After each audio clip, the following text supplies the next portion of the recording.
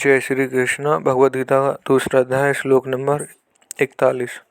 कर्म जे बुद्धि युक्ता ही फला त्वका मनीषा सतनी जन्म बंधनी निर्विकृता पद गच्छामि। इसका हिंदी अर्थ कारण है कि समता युक्त बुद्धिमान साधक कर्मजन्य फल का अर्थात संसार मात्र का त्याग करके जन्म रूप बंधन से मुक्त होकर निर्विकार पद को प्राप्त हो जाते हैं।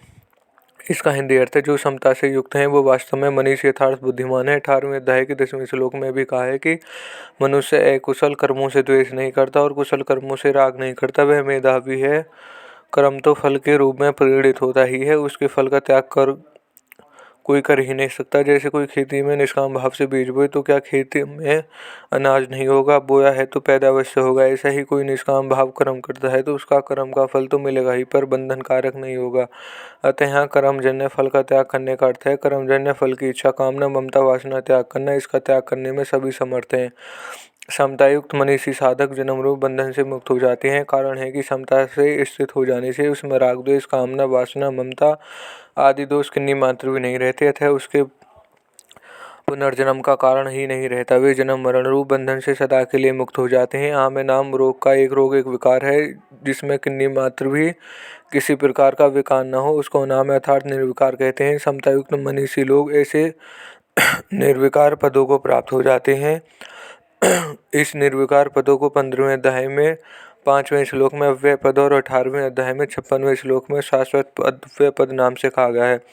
यद्यपि गीता में सप्त गुणों को अनामय कहा गया है, पर वास्तव में अनामय तो अपना स्वरूप अर्थात परमात्मा तत्व है, क्योंकि वह गुणगीतित तत्व है जिसको प्राप्त होकर फिर किसी को भी जन्म मरण के चक्कर में नहीं आना पड़ता। परमात्मा तत्व की प्राप्ति में हेतु होने से भगवान ने सत्व गुणों को भी अनामय कहा है। अनामय पद को प्राप्त होना क्या है? प्रकृति विकारशील है तो उसका कार्य शरीर संसार भी विकारशील है। स्वयं निर्विकार होते हुए भी जब यह विकारी शरीर के साथ तादात्म्य कर लेता है तब वह अपने भी विकार मान लेता है, परंतु जब शरीर के साथ माने हुए संबंध का त्याग कर देता है तब उसको अपने सहज निर्विकार स्वरूप का अनुभव हो जाता है। स्वभाव की निर्विकारता अनुभव होने का यही अनामय पद को प्राप्त होना गया है। इस श्लोक में बुद्धियुक्त और मनीषीण पद में बहुवचन देने का तात्पर्य है कि जो समता में स्थित हो जाते हैं वे सब के सब अनामय पद को प्राप्त हो जाते हैं, मुक्त हो जाते हैं, उसमें कोई भी बाकी नहीं रहता।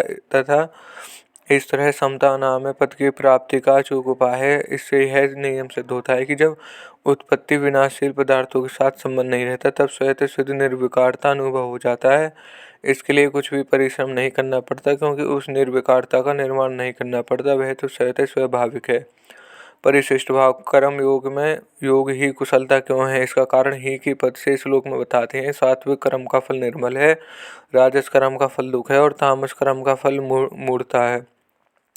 इन तीनों प्रकार के फलों का समतायुक्त मनुष्य त्याग कर देता है। कर्मजन्य फल के त्याग के दो अर्थ हैं, फल की इच्छा का त्याग करना और कर्म के फल स्वरूप अनुकूल प्रतिकूल परिस्थिति प्राप्त होने पर सुखी दुखी न होना।